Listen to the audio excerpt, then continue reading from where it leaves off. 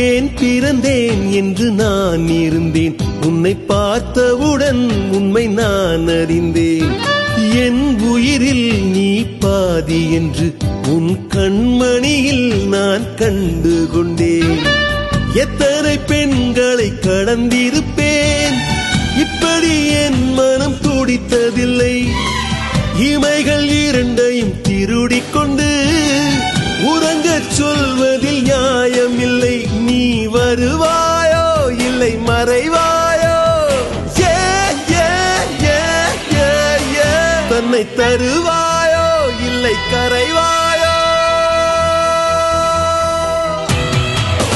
உன்னை பார்த்த பின்பு நானாக இல்லையே.